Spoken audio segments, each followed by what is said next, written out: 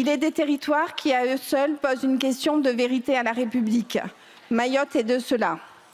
Longtemps perçue comme une périphérie, elle est aujourd'hui au cœur de nos contradictions, entre promesses d'égalité et réalité du délaissement.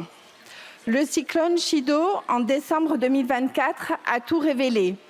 Non seulement les toitures arrachées et les routes emportées, mais surtout une République désorganisée, dépassée, absente.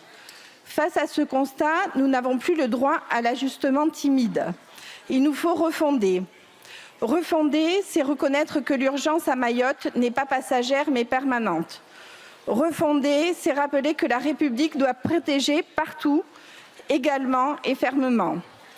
2 textes nous sont aujourd'hui soumis. Le premier, la loi de programmation mobilise 3,2 milliards d'euros pour la période 2025-2031. Un plan historique pour répondre aux besoins vitaux, l'eau, la santé, l'école, les routes, les infrastructures publiques. Ce texte prévoit aussi une gouvernance resserrée sous l'autorité directe du préfet, avec un suivi annuel par le Parlement.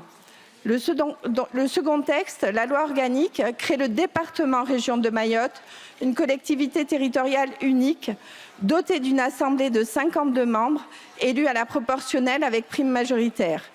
C'est un cadre institutionnel clarifié et stabilisé qui rompt enfin avec les bricolages administratifs successifs.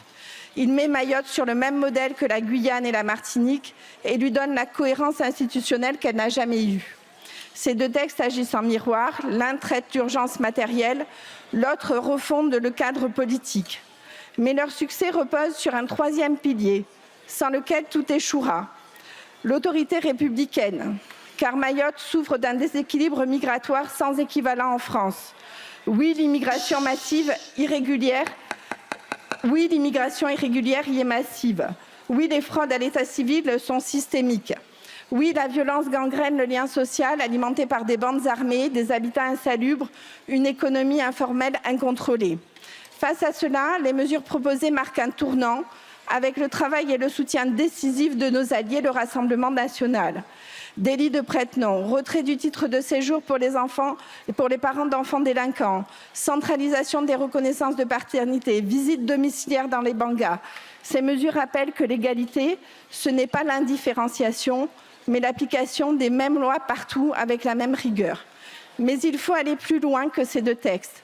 C'est ce que nous avons tenté de faire il y a quelques semaines. Le groupe UDR avait porté un amendement fixant à 3 ans la durée de résidence des parents avant qu'un enfant né à Mayotte puisse devenir français.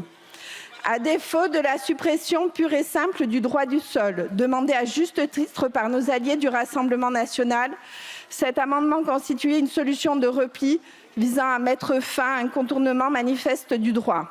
Hélas, la commission mixte paritaire est revenue à une exigence réduite d'1 an sur proposition des Républicains. Nous le disons, se contenter d'ajustements timides, ce n'est pas être à la hauteur. Car ce qu'il faut, ce n'est pas une adaptation cosmétique du droit du sol, mais sa suppression pure et simple. Certains agitent l'épouvantail constitutionnel, mais ce faux débat ne saurait masquer l'exigence d'action. Peut-être que la suppression du droit du sol à Mayotte suppose une révision constitutionnelle, et alors? Les textes sont faits pour être adaptés. La Constitution n'est pas un carcan. C'est une œuvre politique vivante, façonnée par le souffle de l'époque et la volonté du peuple souverain. Et nous sommes ici pour légiférer, pour faire évoluer le droit en fonction des réalités.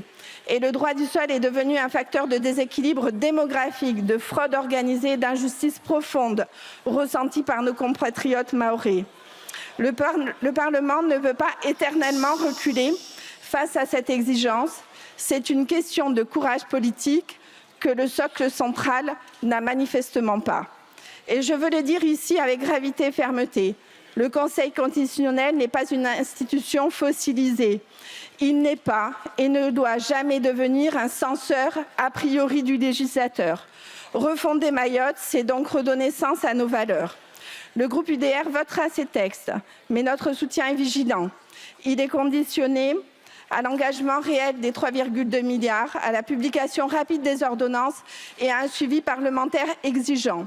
Mayotte n'attend pas des discours, il exige des actes, de la fermeté, de la clarté Et un jour, le plus rapidement possible, il faudra assumer la suppression du droit du sol. Merci. Car la République ne peut être généreuse qu'à la condition d'être lucide. Je vous remercie.